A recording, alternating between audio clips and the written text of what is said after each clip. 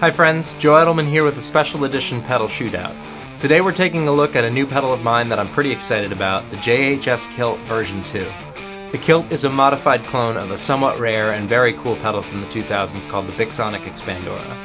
Fans of this channel and of my friend the King of Gears website will recognize that as the pedal which Thom Yorke used around the In Rainbows era to get his live sound on Body Snatchers as well as other songs featuring distortion. Thanks to my new friend and fellow gear obsessive Charles Baymig, who plays bass for our Radiohead tribute There, I have an actual Bixonic Expandora here on loan to demo as well and show you how the two compare. Before we start, 3 things to cover. First, please be sure to like this video, hit subscribe, and ring that tiny bell if you haven't already. Doing so will further this channel's goals of world domination, so thanks in advance. Secondly, I'm not going to stop saying it, but as of the airing of this video, you have 2 very proximate chances to see There perform live.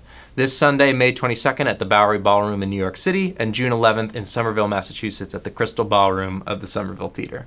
Tickets are available to both via Ticketmaster. Third and final, this video is not sponsored by any of the brands involved, and all of the thoughts here are my own. I will, however, provide affiliate links to some of the gear in the description, for which I receive a small commission at no extra cost to you that helps directly support the channel. So in terms of how this whole video started, between rehearsals, Charles and I were comparing our pedal stacks, as one naturally does in a Radiohead cover band, and he says to me, "Hey, I've got this pedal I'm thinking of selling, I don't really use much. It's called an Expandora, have you heard of it?" To which of course I reply, "No way, the Thom Yorke pedal." Now of course Tom wasn't the only person to use one, and in fact the JHS variant was actually purpose-built for a guitarist named Stu G from a band called Delirious, who also previously used Expandoras. The next thing I do is a quick pop over to Reverb, and lo and behold, these Expandoras are going for upwards of $300 used. Pretty impressive, I thought, and still nowhere near as absurd as something like a Klon, but I wondered, does the sound match the price tag? After our next practice, Charles very graciously offered to let me take the pedal back here to the Batcave and put it through its paces. And I was actually really blown away by it. To connect the dots even further, the Expandora itself is essentially a modified version of the legendary Proco Rat circuit, which is another one of Tom's favorite pedals historically. So it made sense as an evolution of his sound at the time, but it also carries a lot of extra versatility and mode switching that makes it a very unique and powerful tool. I think the Kilt does an excellent job of capturing the same essence and feature set at a competitive price point. So let's break down what the controls are on each pedal. I'm also going to throw my Mooer Black Secret into the mix, which is a more literal copy of the Proco Rat and of the Turbo Rat. On the Expandora, you have knobs for gain, tone, and level, which are pretty self-explanatory, and then you have 3 dip switches above the knobs that are labeled D1, D2, and INS, or instrument. The instrument setting has B and G positions for bass and guitar, respectively, the difference being that guitar mode has a high-pass filter effect that cuts low end, while the bass mode leaves it in. Tom actually uses his in the bass mode, and I tend to agree since this extra low end sounds really fat and not at all flubby, especially when it's paired with a naturally brighter amp like the AC30. The Kilt has essentially the same controls, volume, gain, and tone, and it has 3 dip switches called G1 and G2 instead of D1 and D2, and the instrument setting here is called cut and flat, meaning low end cut or flat EQ.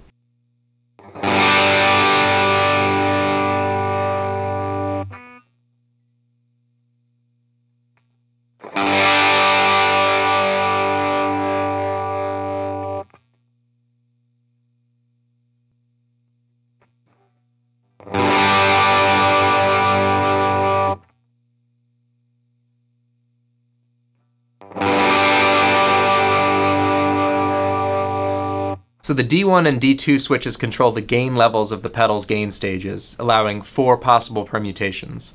With both D1 and D2 set low, this pedal functions as a very light overdrive or boost.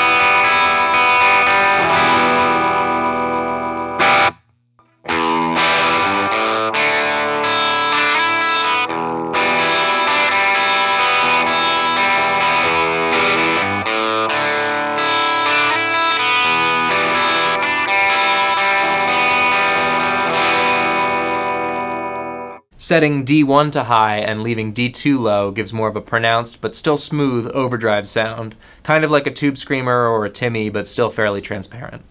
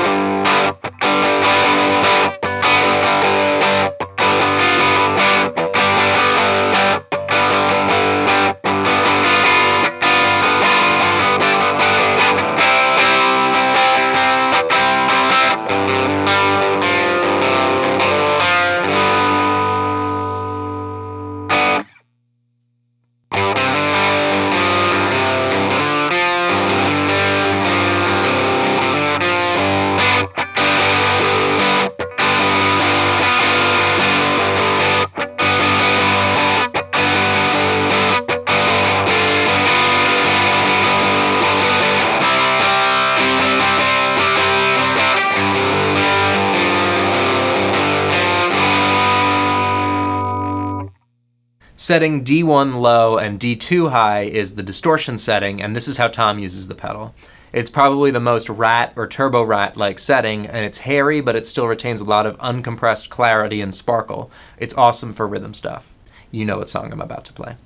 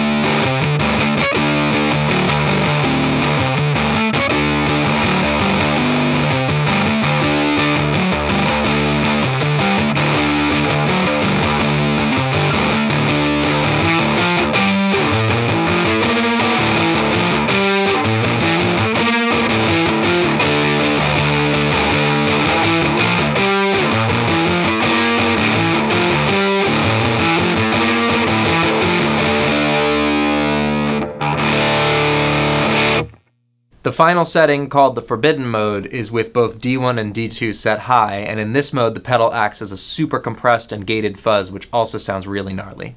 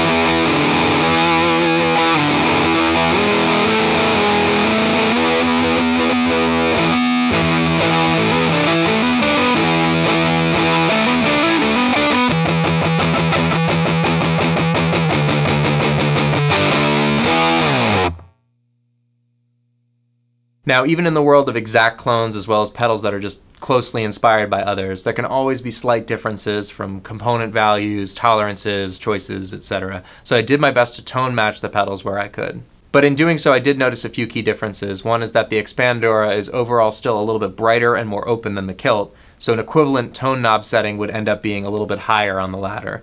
And it also appears to have maybe the slightest bit more gain on tap, but the character of the gain on each is very, very similar. So let me know what you think about each pedal in the comments. It's interesting to note that Tom really doesn't use the Expandora or the Rat that much these days live. Instead, he opts to use the Crowther Hotcake as a companion to his Vox to get a more natural pushed overdrive sound. But they're all really usable and great sounds. Thanks again to Charles for lending me the Expandora for this demo. Come see the Kilt in action at the upcoming There There shows, and stay tuned for more videos. Until next time, be well, take care.